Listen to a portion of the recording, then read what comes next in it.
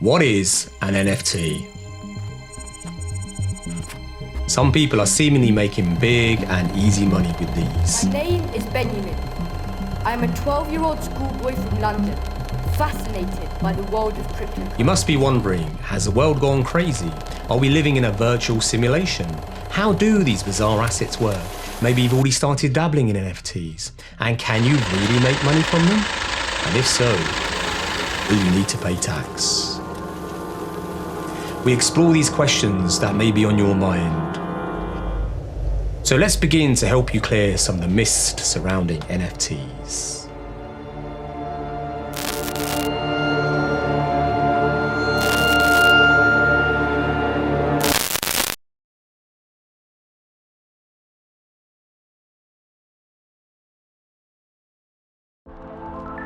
NFTs are believed to have started in and around 2013, then evolving into CryptoPunks and CryptoKitties in 2017, and on to recent times where any form of digital art, GIF, video, even digital land and more can be minted into an NFT. CryptoKitty was created by its creator, and a non-fungible token was minted to CryptoKitty, signifying the rights of ownership with a unique data signature that is stored on the blockchain, meaning that it could not be replicated. Technically, they can be defined as cryptographic tokens that represent something unique, like digital art or a digital collectible item. Imagine you created a digital piece of art on Photoshop. It's unique and original. You can then mint a non-fungible token that gives you exclusive ownership rights to your piece of digital art, providing you with a unique digital signature that cannot be replicated. Blockchain is a system of recording information in a way that makes it difficult or impossible to change, hack, or cheat the system. It is essentially a digital ledger of transactions that is duplicated and distributed across the entire network of computer systems on the blockchain. The Ethereum blockchain powers NFTs at the present time, allowing NFTs to be bought and sold using Ether coins. So your piece of Photoshop digital art will sit on the Ethereum blockchain and can be listed on an NFT marketplace where it could be sold. But wait, you may be thinking, do they have the same characteristics as cryptocurrencies, or how are they different?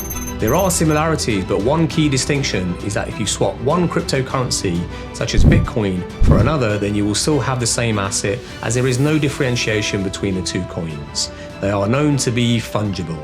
NFTs, on the other hand, are clearly separate and identifiable. The N and the F in NFTs stand for non-fungible. How do NFTs get their value? To attempt to understand this, we need to compare them to something we've been doing for centuries.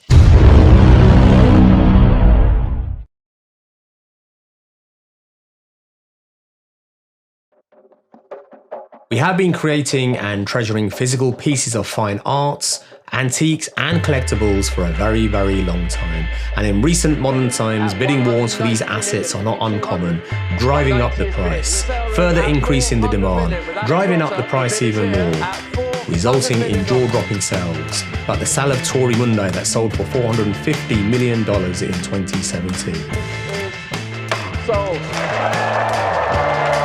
But what characteristics makes fine art, antiques and collectibles so valuable? In short, scarcity, uniqueness, provenance are amongst the key. NFTs can also be used to digitally certify the authenticity of physical assets. For example, a Rolex watch can be complemented with an NFT that certifies that it's authentic. Whether it's the Bored Apes digital art pieces, Jack Dorsey selling the first ever tweet, or the Charlie Bit My Finger viral video, these one-off pieces have and are continuing to fetch eye-watering valuations, and it seems as though money is being made. And in basic economics, the price of something is determined by the forces of demand and supply, amongst other things. The more unique and rare an item is, the more valuable it is perceived to be. If the piece of fine art was owned by a famous celebrity, art collector or individual, it is perceived to be even more valuable. Have the basic laws of economics been warped yet again, and are valuations just based purely on speculation, hype, emotion, and very little logic? Whatever it may be, the current rising popularity of non-fungible tokens is gathering momentum, and if money is being made, tax sharks start to circle for their pound of flesh. Thank you so much for watching my intro story on NFTs. I really do hope you enjoyed that. And if you don't mind, please hodl me a like if you want me to continue to create this type of content and educate you in taxes with regards to NFTs or crypto assets. So it seems as though there is a rather large movement of individuals gaining momentum, perhaps at the moment more in the USA, that are seemingly buying and trading these NFTs. And it looks as though, well, certainly by media reports, a lot of money is being made. So this is an article I found on MSN today, whereby the headline is Justin Bieber buys an NFT for $1.29 million.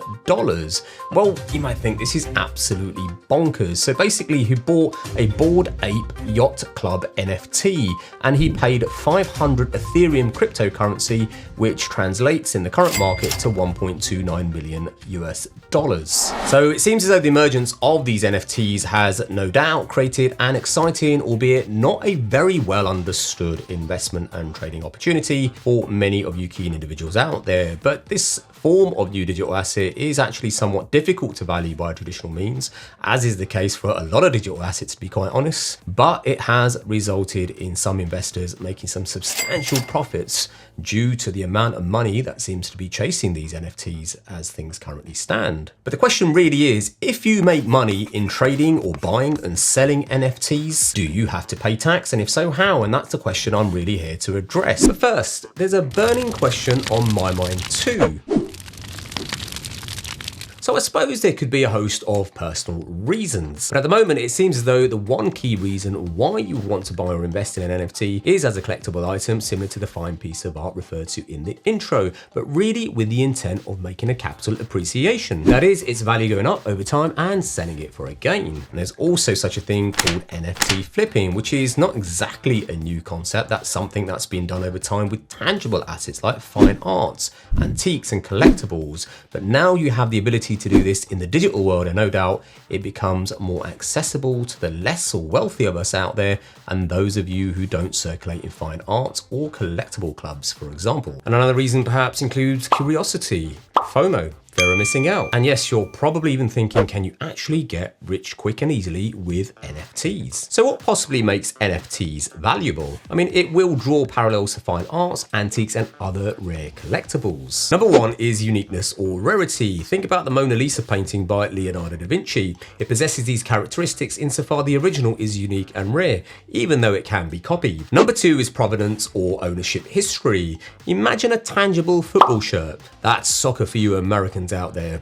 You can go into the Real Madrid club shop and buy a manufactured replica for €80. Now, imagine the same top was previously owned and worn by a Real Madrid great, such as Gareth Bale. Do you think it should and will be worth more? And the same principle applies to digital assets, like Jack Dorsey's first tweet. Number three is immutable ownership and origin. Due to the nature of blockchain technology, an NFT's entire history is intrinsically linked to the NFT itself and subsumed publicly on the blockchain, meaning records of its origin, ownership, value are physically unable to be altered, forged, or manipulated. Which then raises the question, how do you actually buy and sell NFTs? When you're buying and selling NFTs, transactions are actually conducted using cryptocurrencies, and this will usually be done using the Ethereum cryptocurrency coin called Ether, rather than a fiat currency such as the US dollar or Great British pounds, for example. So empirically at least, buying and selling NFTs is relatively straightforward by using an NFT exchange. One such exchange is OpenSea.io, and I cannot vouch for this exchange in any way, shape or form, or neither am I affiliated with them. It's just simply an example of one I've come across that happens to be quite popular at the moment. So once you've bought and perhaps even sold your first NFT, do you need to pay tax? Which one and how much? Just to begin, unfortunately the tax system both here in my home country, that is the United Kingdom, and no doubt around the world is really prepared for such a new asset class to form in such a short space of time as NFTs have. And this actually then means that there's very little guidance on the tax treatment of NFTs universally from the various tax agencies across the world. And as a result, tax policy is in its infancy and still developing. So what I'm about to talk through is a combination of known guidance and my own technical judgment on what is likely to be the case for NFT taxation. Firstly, in order to determine how you as an individual will be taxed on any profits you make from NFTs, we first need to consider what type of activity you are actually undertaking. If you're simply investing in NFTs, it would be considered that you are conducting a non-commercial activity, and therefore it is highly likely you'll be taxed under the capital gains tax system wherever you are. So for example, if we take a comparable asset that is a physical piece of fine art that you hold personally and sell, that is dispose of it for a profit in excess of a certain amount, then it is clearly subject to capital gains tax here in the United Kingdom, and according to the guidance from the IRS in the USA too. And no doubt will be the case in many countries around the world wherever you may be resident. Now, if you were to say trade in fine art, that is buy and sell pieces with a degree of frequency like an art boutique, then this could constitute a commercial activity, and therefore any profits you generate could be subject to income tax instead. Or if you are a creator of fine art, you sell it, then this is likely to be income taxable too. Each scenario has to be assessed on a case-by-case basis. And my view is, in most instances at present, being classified as an NFT investor means that any profits would be classed as capital gain and taxed under capital gains tax rules. So if you are buying and then reselling digital art or land to make a profit or a gain, shall we say, then it's very likely then this would apply to you. But if you trade in NFTs, that is, you are the creator and create a piece for nothing, then any profits that you could potentially make could be classed under the income tax of trade rules. There could actually be quite a fine line here. And each NFT is actually a separately identifiable asset, so any gain or loss on each disposal needs to be calculated independently, unlike cryptocurrencies such as Bitcoin, which can actually be pulled together. In most situations, you are probably better off as an individual taxpayer under the capital gains tax system than had the same profits being taxed under income tax rules. Here in the UK, at least, income tax rates range from 20% to 45%, whilst capital gains tax rates range from 10 to 20%. And if you're in the USA, longer term, that is 12 months or more, capital gains tax rates are from 0% and capped actually at a maximum of 20%, compared to income tax rates that can be as high as 37%. Here's the thing, just knowing about which taxes apply to NFTs is actually quite useful, but alone it is not enough to help you effectively mitigate your taxes. There's actually a few more things you have to do to combine it with if you really want to legally reduce your tax bill, starting with this video on capital gains tax. So don't ignore this, and you can build upon what you've learned already to 10x your knowledge and power and slash your taxes. Legally, of course.